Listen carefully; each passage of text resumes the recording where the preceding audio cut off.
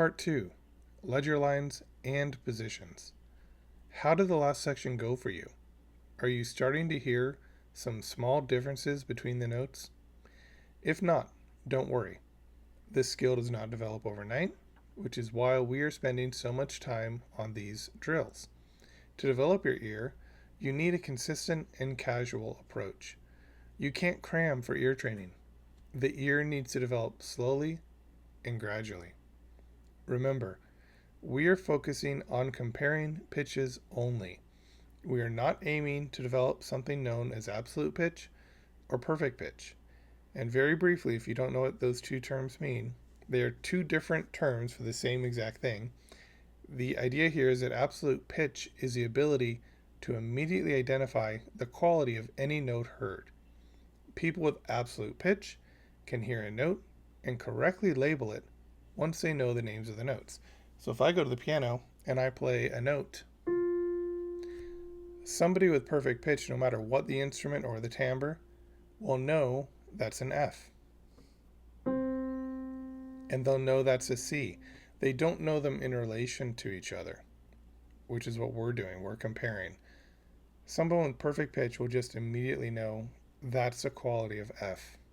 That's C, and they'll know it without a doubt. In the same way that if we see the color red or blue, as long as we're not colorblind, we are able to immediately identify that color.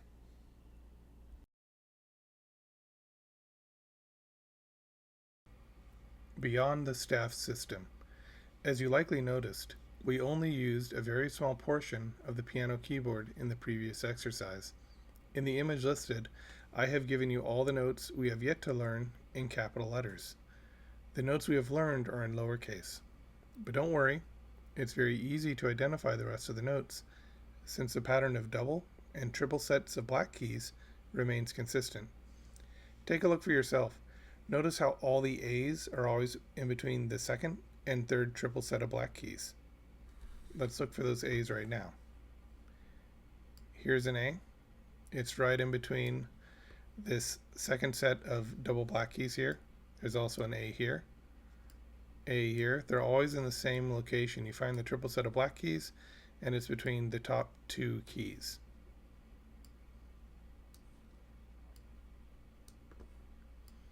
The other thing I'll point out is these are all the notes we have not addressed yet. These are the notes that require ledger lines, or that fall outside of the staff system. It's a lot of notes, but when you consider that this pattern repeats on the keyboard, it makes it a lot easier to learn these notes.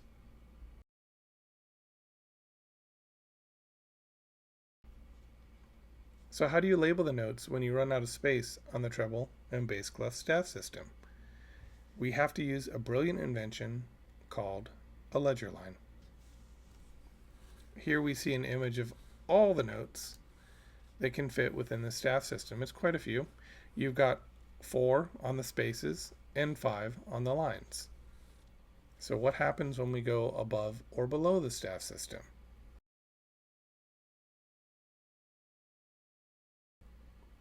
We use something known as a ledger line. So you can put an extra line above the staff system or below the staff system. And what that does is it extends the staff system. It makes it go higher or lower. And then you can draw notes on or above those lines. So as the need to notate music precisely grew, musicians faced the challenge of creating a universal system to accurately represent the sounds that we hear in music. The eventual solution was a 5-line staff system, with additional smaller lines known as ledger lines to extend the staff higher or lower, as you can see here. The angst is palpable. How do we do this?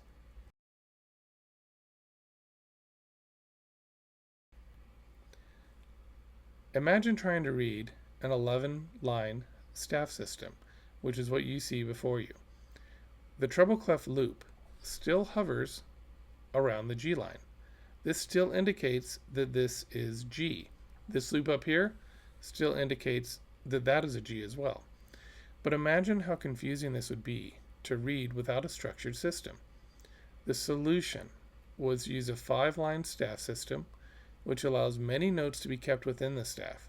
For notes that fall above and below, we use different clefs and ledger lines. The simple solution makes it easier to read notes that fall outside of the staff. In the image you see, the same notes are written using ledger lines, which I'm going to show you in just a moment. At the end of the section, we will enhance our activity from part 1 with some additional exercises to help you learn to read ledger lines.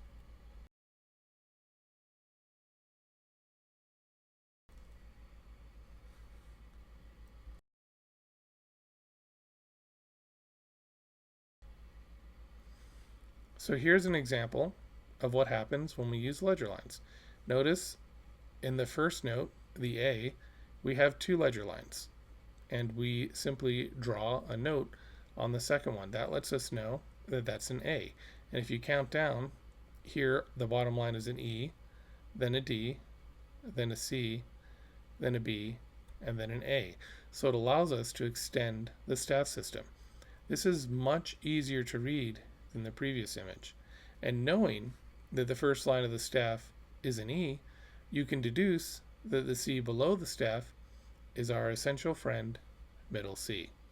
This is that C in the middle of the piano. From here you can figure out all the notes in the staff system. And what happens is the more you use these, the more familiar they become. And you don't have to calculate that this is an A anymore. You look at it and you just start to recognize that's A.